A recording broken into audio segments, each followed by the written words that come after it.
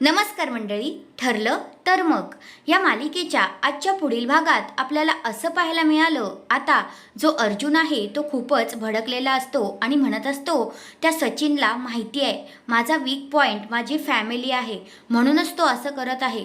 तर सायली म्हणते, सर आता गप्प बसायचं नाही, तर आता त्याला दाखवून द्यायचं की फॅमिली नक्की आहे तरी काय, त्याला त्याच्याच भाषेत उत्तर द्यायचं, असं सायली आता अर्जुनला चार्ज करत असते.